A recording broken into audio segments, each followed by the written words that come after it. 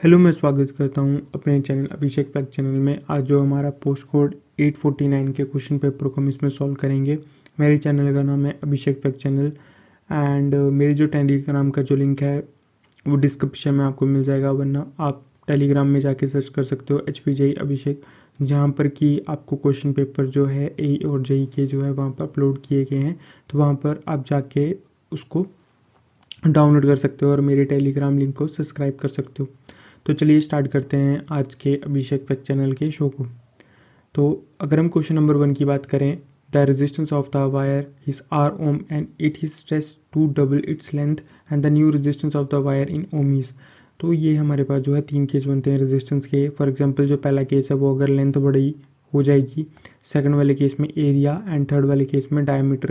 तो यहाँ पर लेंथ वाला केस है जो कि है डबल, तो इसमें हो जाएगा एन जो होता है वो डबल वाली वैल्यू होती है, तो इसमें 2 का स्क्वायर इंटू आर, तो डैट इज़ 4R। तो फर्स्ट का आंसर हो जाएगा सी।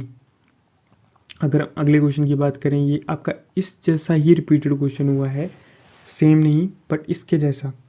और 10 meter long wire of resistance 20 ohm is connected in a series with a battery of EMF 3 volt and इसमें इंटरनल रेजिस्टेंस को नेग्लिजिबल किया गया है बैटरी के and the resistance of the 10 ohm जो कि एक लोड के जैसे रिप्रेजेंट करेगा and the potential gradient along the wire in volt per meter. Means 1 meter में कितना हमारे पास जो है वोल्ट देखने को मिला है। तो इस क्वेश्चन में हमारे पास जो लेंथ है वो 10 मीटर की, जिसका रेजिस्टेंस 20 है, तो हमने 20 ओम लिया है लेंथ के रेजिस्टेंस के लिए एंड EMF हमारा 3 वोल्ट हो गया और जो रेजिस्टेंस है हमारे पास क्या है लोड का 10 ओम। तो हमें क्या निकालना है, वोल्ट पर मीटर निकालना है, किसका वायर का निकालना है। तो सबसे पहले हमें वायर का देखना पड़ेगा कि वोल्टेज कितनी है। तो सबसे पहले हमें क्या कि V equal to I into R, total की सर्किट के हिसाब से चलेंगे तो 3 into 30I that is 0.1 ampere. तो मेरा जो इसके थ्रू जो करंट फ्लो गया 0.1 एम्पेयर, तो 20 ओम वायर में कितना वोल्टेज होगी, तो कितना हमने मल्टीप्लिकेशन किया था 2 वोल्ट होगी। तो 10 मीटर में 2 वोल्ट, तो 1 मीटर में 0.2 वोल्ट। तो ये जो हमारे पास होता है ना वोल्ट पर मीटर, तो इसका मतलब होता है कि 1 मीटर में कितनी वोल्ट है। तो 1 मीटर में हमारे पास कितनी वोल्ट है 0.2 वोल्ट। तो इसका आंसर हो जाएगा सेकंड का सी। अगर हम थर्ड क्वेश्चन की बात करें, और 200 watt and 100 watt bulb both meant for operation at 220 volt are connected in series. When connected to a 220 volt supply, the power consumed by them will be। देखो इस क्वेश्चन में होता है कि बेसिकली कि हमें पता है कि पावर हमेशा एडिक्टिव होती है बट ऐड होती है, जैसे P1 प्लस P2।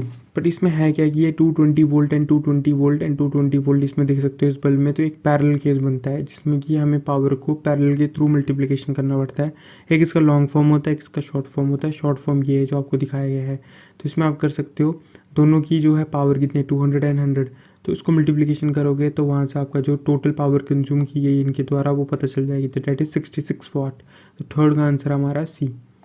अगर हम फोर्थ की बात करें, 3 ohm resistance are connected to form a triangle and the resistance between the any two corner.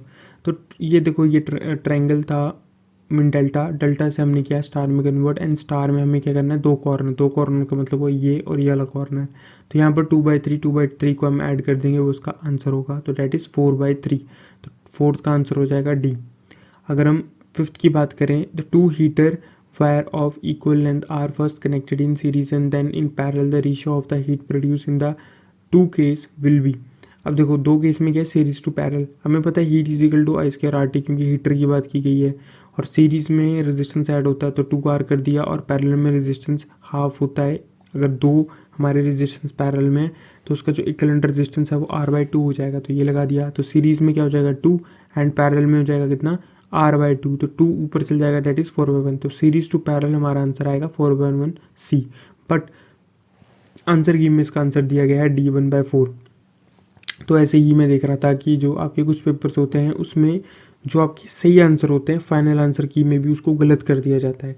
तो ये इस एक क्वेश्चन की वजह से जो स्टूडेंट्स हैं वो उस कट ऑफ के अंदर आ भी सकते हैं, उस कट ऑफ से बाहर हो भी सकते हैं, या उसको वो सिलेक्शन मिल भी सकती है या उनको वो सिलेक्शन नहीं भी मिल सकती है फाइनल आंसर फाइनल रिजल्ट पे। तो ये जो ऐसी गलतियां हैं ये बोर्ड करता है, ये तो बहुत ही शर्मनाक जो है बात है। तो ऐसी गलतियां नहीं करनी चाहिए क्योंकि किसी का फ्यूचर यहाँ पर बन भी सकता है और किसी का फ्यूचर यहाँ पर डूब भी सकता है। तो आगे जाके पता नहीं बोर्ड इस चीज़ को देखता है या नहीं, तो देखते हैं अगला क्वेश्चन 6th। ये बहुत बार रिपीटेड हुआ है 6th question. How much electrical energy in kilowatt hour ही is consume in operating 1050 watt bulb for 10 hour in a day in a month. तो वही है, ये हमारे किलोवाट आवर है। तो वाट पहले क्या अपने पास 50 वाट के 10 बल्ब हैं, तो 10 इंटू 50 हो गए नंबर ऑफ बल्ब्स हो गए। तो कितने घंटे के लिए चलाते हैं हम, आवर हो गया 10 घंटे के लिए चलाते हैं। कितने कितने मंथ क्या हिसाब से, तो 30 दिन के लिए चलाते हैं। तो इसमें आ गया किलोवाट आ गया। अब इसमें किलो के करना है, वाट आवर है, के करना है, के के लिए हमें 3 जीरो ले लेंगे तो कितना हो गया 150 किलोवाट आवर। तो 6 का आंसर हो जाएगा अपना सी। ये सिंपल आंसर है क्वेश्चन बी। अगले की बात करें, a force between the plate of a parallel plate capacitor of capacitance C and the distance of separation of plate D with a potential difference V between the plate is। तो कुछ सबसे पहले हम इस तरीके से देखते हैं, दोनों हमारे पास कैपेसिटेंस है, चार्ज है हमारे पास। तो इसमें क्या है कि जो हमारे पास इसमें पोटेंशियल की बात करेंगे, इलेक्ट्रिकल फील्ड की बात करेंगे तो E equal to V by D होता है। तो एक प्लेट की अगर हम बात करें तो कितना हो जाएगा, इसका हाफ हो जाएगा। तो इसमें होगा V बाय 2D। तो इसमें electrical field due to one plate, तो V बाय 2D तो हम ये लिख सकते हैं। और हमें जो है ये पता है E equal to F by Q. ठीक है, ये आपने देखा होगा, पढ़ा होगा, या याद नहीं पढ़ा है तो याद कर लो। तो E equal to F by Q, क्योंकि जेई में चांसेस होती हैं क्वेश्चन जैसे का जैसा प्रीवियस में पूछा गया है वहाँ पर रिपीट होने की। ये जो हमारे पास 849 क्वेश्चन पेपर है, 2017 का जो क्वेश्चन पेपर है उसमें 120 क्वेश्चन होते थे। तो 120 में से जो 60 क्वेश्चन है वो 849 में रिपीट हुए, और उसके जो नेक्स्ट 60 क्वेश्चन है वो अपने 829 में रिपीट हुए। तो कभी भी ऐसे गलती मत करना कि प्रीवियस ईयर हमेशा करके जाना, कोई पता नहीं होता कि आपका पेपर रिपीट ही हो जाए फिर से। तो इसमें E equal to F by Q है, तो E into Q equal to F. तो E हमें पता है कितना है, V बाय 2D, और Q का मतलब होता है CV। तो बस इसको सॉल्व करोगे तो CV स्क्वायर 2D फोर्स। तो आंसर नंबर 7 का A। अगर हम 8th की बात करें, ampere turn per meter is the unit of किसकी है, तो इसमें क्या है, मैग्नेटाइजेशन फोर्स जो होता है NI/L, तो उसकी यूनिट होती है हमारी एम्पेयर टर्न मीटर, जो BH कर्व में आप देख सकते हो एक्स एक्सिस में होता है, उसको मैग्नेटाइजेशन फोर्स बोलते हैं। The magnetic flux passes more readily through, मतलब कि बहुत आसानी से जो है वो मैग्नेटिक फ्लक्स किस में से पास कर जाता है, एयर से, वुड से, वैक्यूम से, आयरन से। तो इसका आंसर आयरन, क्योंकि आयरन है ferromagnetic material, XM is greater than 1 magnetical susceptibility. तो आपकी जो फ्लक्स होगी वो इस तरीके से बेंड होकर आयरन के अंदर से ईजिली फ्लो करके फिर इस तरीके से जाएगी। तो 9th का आंसर हो जाएगा D। तो ये 2 बार आ चुका है हमारे जेई के क्वेश्चन पेपरों में। अब अगर हम 10th की बात करें, the unit of the pole strength is, देखो the pole strength of a magnetic pole is to attract other magnetic material toward itself is called the magnetic pole strength बोला जाता है। यूनिट है इसमें एम्पेयर मीटर, और ये scalar quantity जिसमें सिर्फ मैग्नीट्यूड होता है। तो ये इंपॉर्टेंट है, पोल स्ट्रेंथ की यूनिट इंपॉर्टेंट है, बाकी कुछ नहीं आता है इसमें से, सिर्फ यूनिट आती है। तो 10th का आंसर हो जाएगा B। 11th की बात करें, the MMF in a magnetic circuit corresponding to dash to an electrical circuit, electrical circuit लिखना था, फील्ड कर दिए सॉरी। इलेक्ट्रिकल सर्किट में I equal to V by R होता है, एंड और यहाँ पर मैग्नेटिक सर्किट होना था phi equal to MMF upon reluctance, तो EMF MMF। तो MMF और EMF इसका आंसर हो जाएगा 11th का D। अगर हम 12th की बात करें, the BH curve of dash will not be a straight line, तो सॉफ्ट आयरन का हमारे पास BH कर्व स्ट्रेट लाइन नहीं होता, बाकी का जनरली स्ट्रेट लाइन हमें जो है इसके कंपैरिजन में होता है। अगर हम 13th की बात करें, a current of 2 ampere through a coil set up flux linkage of 4 weber turn and the inductance of the coil is, तो हमारे पास पता है कि करंट इजिकल टू 2 एम्पेयर है, MMF 4 वेबर टर्न है, तो हमारी जो इंडक्टेंस पता है flux linkage upon current, flux linkage होता है MMF, तो 4/2 इजिकल टू 2 हेनरी। तो 13th का हो जाएगा C। अगर हम 14th की बात करें, the specific gravity of an electrolyte, बहुत बार रिपीट हुआ है, in a lead acid cell increases the internal resistance of the cell. अगर आपकी स्पेसिफिक ग्रेविटी बढ़ेगी तो आपका जो इंटरनल रेजिस्टेंस होगा सेल का वो हो जाएगा कम। तो 14th का हो जाएगा C। अगर हम 15th की बात करें, तो form factor of that's wave is 1, तो फॉर्म फैक्टर 1 होता है आपका स्क्वायर वेव के लिए। देखो RMS एंड एवरेज दोनों होती है 1/1, तो स्क्वायर वेव के लिए आपका फॉर्म फैक्टर हो जाएगा 15th का B आंसर। अगर हम 16th की बात करें, when a 15 volt square wave is connected across a 15 volt AC voltmeter it will read, इसमें जो वोल्टमीटर है वो हमने कितने का लिया, 15 वोल्ट AC का लिया, मीन्स वो 15 वोल्ट तक मेजर कर सकता है कुछ भी चीज़। तो इसमें हमने क्या है 15 वोल्ट स्क्वायर वेव की हमने जो है वेव ली है, तो वोल्ट मीटर क्या रीड करेगा, तो वोल्ट मीटर हमें हमेशा आरएमएस वैल्यू को रीड करेगा और स्क्वायर वेव में जो आरएमएस वैल्यू होती है वो कितनी हो जाएगी, वीएम मैक्सिमम वैल्यू, तो डेट इज़ 15 वोल्ट। तो इसका 16th का हो जाएगा ए। अगर हम 17th की बात करें, in L C R circuit the voltage read at the resonance across R L C R 40 volt 60 volt 60 and respectively then the applied voltages.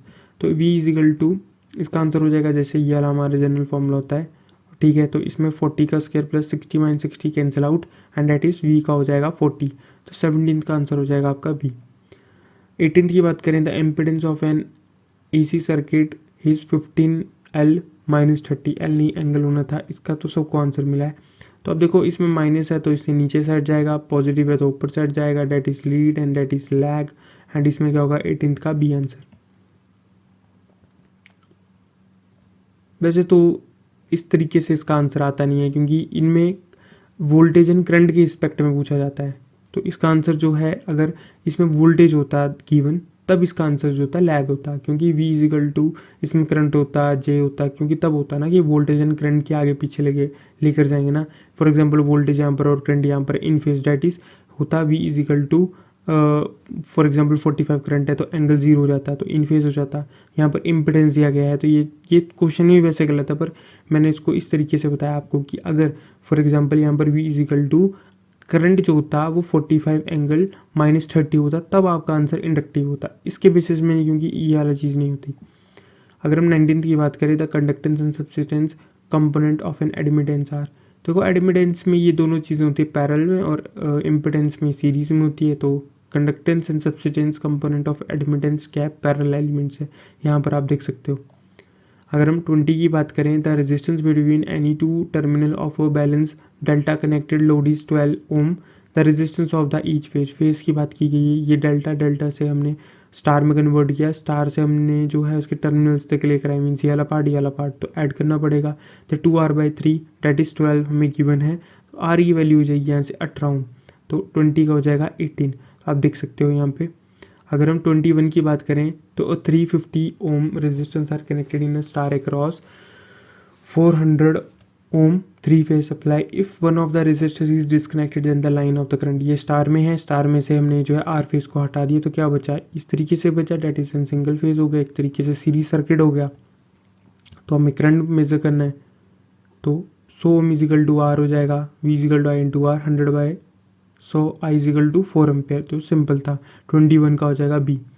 अगर हम 22 की बात करें, अ डायनोमोमीटर टाइप इंस्ट्रूमेंट ही चीफली यूज हैज़।